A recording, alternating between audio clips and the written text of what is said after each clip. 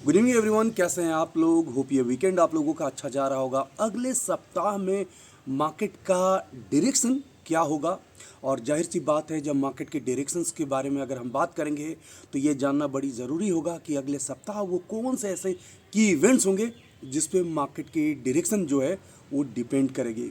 Last सप्ताह के बारे में अगर बात करेंगे तो आरबीआई की जो क्रेडिट पॉलिसी थी वो एक मेन इवेंट था, और क्रेडिट पॉलिसी में गुड एंड बैड दोनों न्यूज़ मिक्स होकर के आई।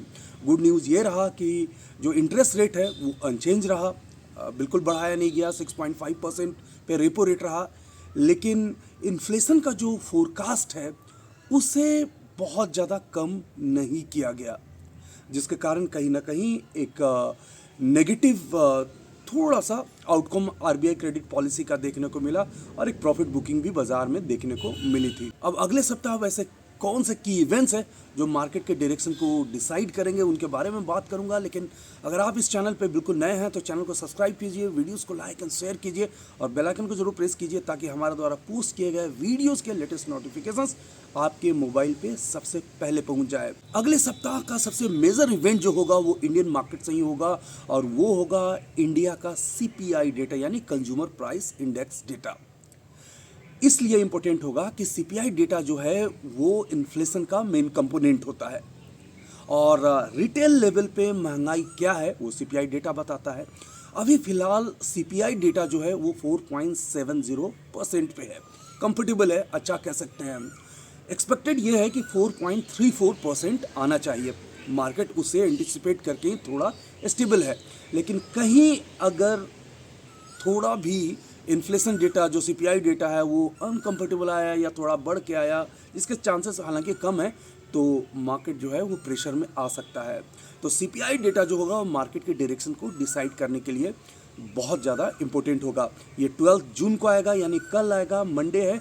इस डेटा को ध्यान से देखिएगा। साथ ही साथ डब्ल्यूपीआई डेटा, इन्फ्लेशन का दो कंपोनेंट होते हैं, एक सीपीआई डेटा जिसके बारे में मैंने अभी बात किया, दूसरा WPI data wholesale price index data, वो 13 जून को आने वाला है। उस पर भी ध्यान रखिएगा। खास बात यह है डब्ल्यूपीआई डेटा को लेकर के कि अभी डब्ल्यूपीआई डिफ्लेशन शो कर रहा है।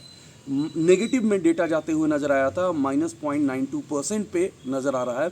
इस बार भी कॉन्ट्रैक्ट होगा करीब 2.2% से।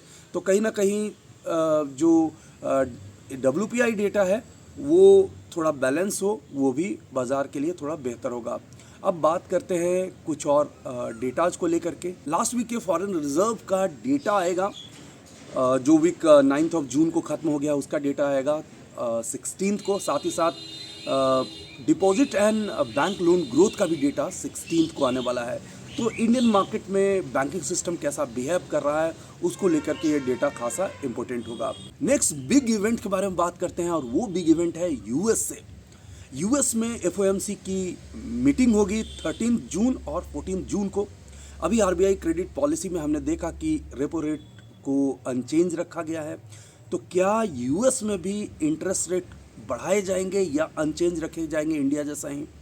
इसके बारे में हमें बड़ी करीब से जानना होगा, क्योंकि यूएस बहुत ज़्यादा इन्फ्लेशन से स्ट्रगल करता हुआ पूरे एक साल नज़र आया था, और करीब 9% से भी ऊपर का इन्फ्लेशन वहाँ देखने को मिला था। अब काफ़ी हालांकि कूल हो गया है। तो क्या इंटरेस्ट रेट जो है वो पॉज कर दिया जाएगा? अगर इंटरेस्ट रेट अनचेंज रखा जाएगा तो ये बिगेस्ट बूस्ट होगा मार्केट के लिए, क्योंकि पिछले एक साल में ऐसा पहली बार होगा जब यूएस में इंटरेस्ट रेट बढ़ाए नहीं जा रहे हैं। तो उसे हम बड़ी ध्यान से देखेंगे। साथ ही साथ बैंक ऑफ जापान और ईसीबी यानी यूरोपियन सेंट्रल बैंक के भी इंटरेस्ट रेट आने वाले हैं। ईसीबी का जो इंटरेस्ट रेट के बारे में जो डिसीजन आएगा वो 15 जून को आएगा। उम्मीद यह है कि वहाँ पे 25 बेसिस पॉइंट इंटरेस्ट रेट बढ़ाया जा सकता है। और 16 जून को बैंक ऑफ जापान का इंटरेस्ट रेट को लेकर के डिसीजन आएगा, जो कि हमें बड़ी करीब से उसे देखना होगा, क्योंकि एशियन मार्केट जो है वो बैंक ऑफ जापान की तरफ बड़े गौर से देखती है। अब कुछ और डेटा को लेकर के बात करते हैं। अगला सप्ताह एक और सबसे इम्पोर्टेंट फैक्टर होगा स्टॉक मार्केट के लिए, वो होगा मॉनसून प्रोग्रेस। आईएमडी के रिपोर्ट के अकॉर्डिंग अगर हम बात करेंगे तो साउथ वेस्ट मानसून जो है वो 8 जून को केरला में हिट कर चुका है। टाइमली अगर मानसून रहा तो काफ़ी अच्छा होता है, फूड इन्फ्लेशन जो है वो कंट्रोल में होता है। अदरवाइज़ अगर मानसून डिले हुआ तो महंगाई बढ़ने के खतरे होते हैं, स्पेशली एग्रीकल्चर प्रोडक्ट जो है वो कॉस्टली होते जाते हैं। तो मानसून प्रोग्रेस को बड़ा ध्यान से रखिएगा। वैसे भी अब गर्मी से बारिश वाला जो सीज़न होगा तो उसमें मानसून का बहुत बड़ा रोल होगा। तो मानसून से रिलेटेड इन्फॉर्मेशन जो है वो थोड़ा सा आप ध्यान से देखते रहिएगा। एक स्टॉक मार्केट को लेकर के अगर बात करें तो हर चीज़ कनेक्टेड होता है। इकोनॉमी में कोई भी ऐसी चीज़ें नहीं हो रही है जो स्टॉक मार्केट कहीं ना कहीं डायरेक्टली कनेक्ट नहीं करता हो। तो गाइस आज की इस वीडियो में बस इतना ही। कौन से ऐसे फैक्टर्स हैं जो मार्केट के डायरेक्शन को अगले सप्ताह डिसाइड करेंगे, वो मैंने आप लोगों से शेयर किया। कुछ ऐसे फैक्टर्स अगर छूट गए होंगे तो कमेंट सेक्शन में आप नीचे ज़रूर बताइए। वीडियो आपको पसंद आया होगा तो लाइक भी कीजिएगा और अपने फ्रेंड के साथ शेयर भी कीजिएगा। Thanks for watching, take care. Video को लाइक करें, शेयर करें, सब्सक्राइब करें और आने वाले वीडियोस के नोटिफिकेशंस के लिए बेल आइकन को दबाएं।